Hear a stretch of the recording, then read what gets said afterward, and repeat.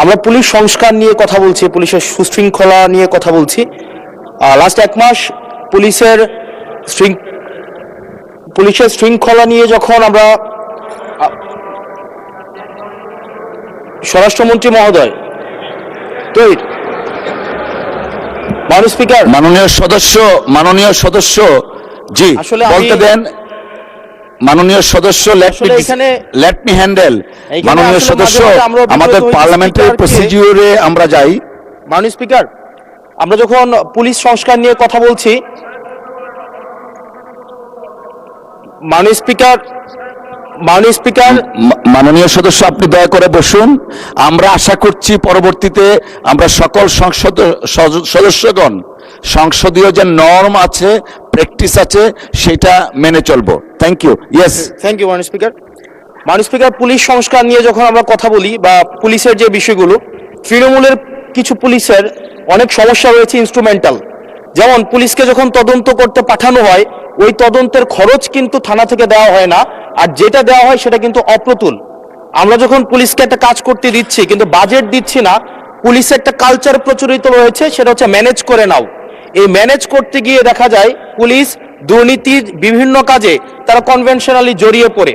যেমন কিছুদিন আগে আমাদের 26শে মার্চের প্রোগ্রাম হয়েছে, এবং সেটা হচ্ছে সবাই জানে, এই 26শে মার্চের প্রোগ্রামে যে বাজেট দেওয়া হয়েছে প্রশাসনকে, সেই বাজেট এবং প্রোগ্রাম করতে গিয়ে যে খরচ হয়েছে সেটার মধ্যে কিন্তু আনুপাতিক অনেক ধরনের ব্যবধান রয়েছে।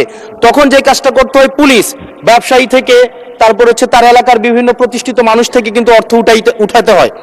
আমার মাননীয় স্বরাষ্ট্রমন্ত্রীর কাছে প্রশ্নটি হচ্ছে, এই যে পুলিশের যথাযথ বাজেট দেওয়া হবে কিনা, যাতে করে তাদের যে রুটিন ডেইলি অ্যাক্টিভিটিগুলো রয়েছে সেই ডেইলি অ্যাক্টিভিটিগুলো যথাযথভাবে তারা পরিচালনা করতে পারে, এবং তাদেরকে যেন ম্যানেজ করে নাও কালচারে যেন না যেতে হয়, এবং কোনো ধরনের দুর্নীতিতে যেন তাদেরকে যুক্ত না হতে হয়। ধন্যবাদ।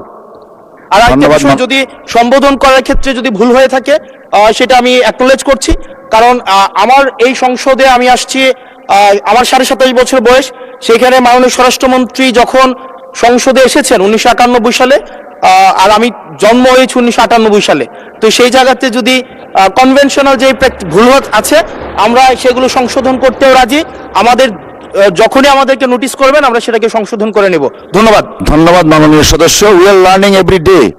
ধন্যবাদ। মাননীয় মন্ত্রী। মাননীয় স্পিকার, আপনাকে ধন্যবাদ। এটি হচ্ছে পার্লামেন্টারি কালচার। আমি বয়স যাই হোক, মাননীয় সংসদ সদস্য হিসাবে আমাকে অ্যাড্রেস করতে হবে যে সদস্য প্রশ্নটি উত্থাপন করেছেন। আমি এই যে পার্লামেন্টে আসাটা একটা সৌভাগ্যের বিষয়। আমরা সবারই উজ্জ্বল ভবিষ্যৎ কামনা করি। যে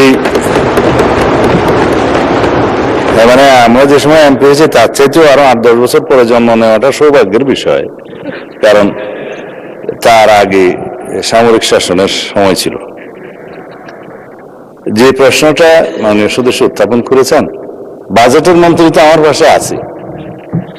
এখন আমরা অনুরোধ করব পুলিশ বাহিনীকে আরো বেশি কর্মক্ষম করা এবং দুর্নীতিমুক্ত রাখার জন্য যথাযথ বাজেট তিনি দেবেন, এবং সেই বিষয়ে আমরা আগামী বাজেট অধিবেশনে পুলিশের বাজেট বৃদ্ধির জন্য আমি একটা প্রস্তাব মাননীয় অর্থমন্ত্রীর কাছে, মাননীয় প্রধানমন্ত্রীর মাধ্যমে করে রাখছি। এটা সত্য কথা যে পুলিশের যে পরিমাণ রিসোর্স দরকার, যে পরিমাণ বাজেট দরকার, সেই পরিমাণ আমাদের অর্থনীতি সহ্য করতে পারে না বলেই হয়তো আমরা দিতে পারি না।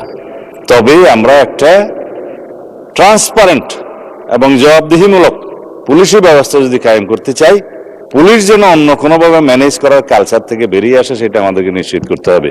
ধন্যবাদ মাননীয় সদস্য। ধন্যবাদ মাননীয় মন্ত্রী।